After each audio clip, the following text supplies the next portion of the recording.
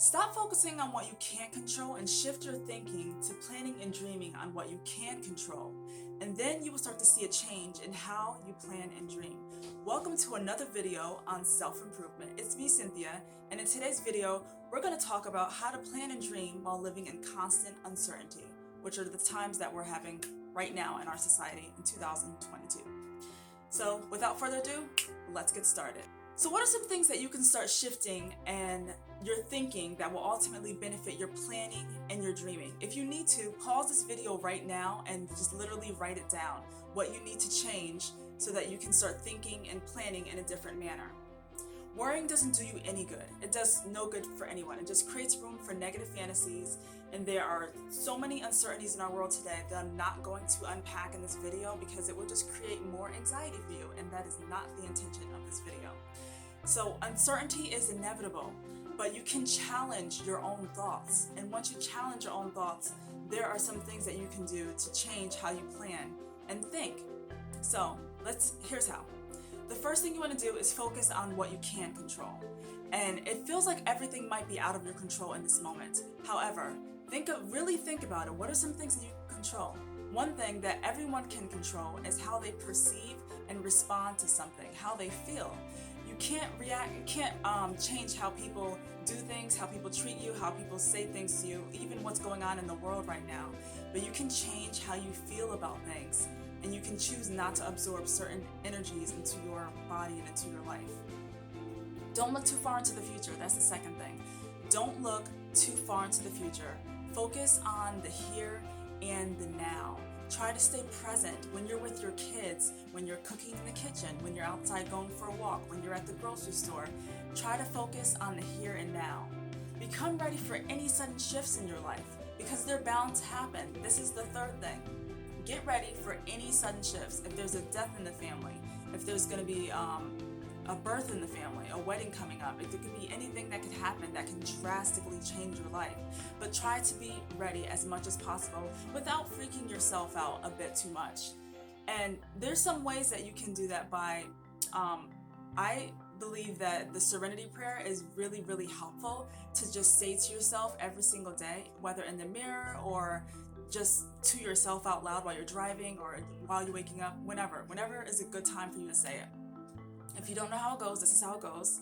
God, grant me the serenity to accept the things I cannot change, courage to change the things I can, and the wisdom to know the difference. Let that resonate with you for a minute. Try to say that prayer whenever you can. And here are some tips along the way. Don't ignore your feelings at all. Try to acknowledge your feelings so that you don't undervalue your own feelings when you are thinking of your feelings. And I know that sounds a little redundant, but it does make sense if you think about it. A lot of times we do undervalue our feelings because we don't like the way we feel, or we feel like we should feel a certain type of way in a certain situation because someone else might, or someone told us that we should. However, you should accept your feelings for what they are and give them face value because they're yours and you need to accept it. Second thing, accept your decisions with confidence. You don't need reassurance from everyone. I used to think that I needed to have reassurance from everyone for everything that I was doing in my life. However, so I would just go around telling people my business, but you don't have to do that.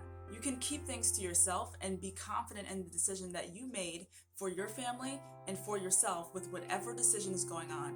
And that it is what it is. You got to accept it for what it is. The third thing, watch out for becoming anxiety driven.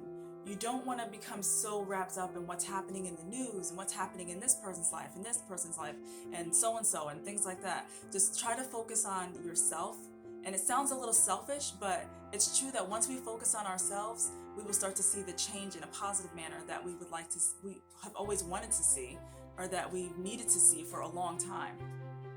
Now, these are the steps that you can plan and dream while living in times of uncertainty. And I wrote these down, so I'm going to look at my screen. The first thing is focus on how you ultimately would like to feel instead of attaining something materialistic. Do some soul searching on how attaining the materialistic goal would impact your feelings in a positive manner. The second thing, don't focus on busy tasks like to-do lists for a 5-year plan that with check marks for each goal based on something that you think you may want along your journey.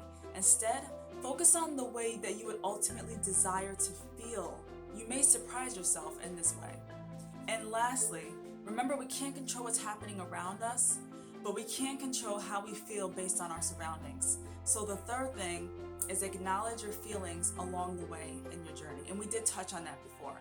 So acknowledge your feelings, that's the last thing. And those are the steps to plan and dream while living in constant uncertainty. Now lastly, I'm going to leave in the description box a book called The Desire Map. This book has actually changed my life. It's written by Danielle Laporte, and if you decide to read it, it will change the way you perceive goal setting forever. So check it out in the description box, and until next time, I'll see you in the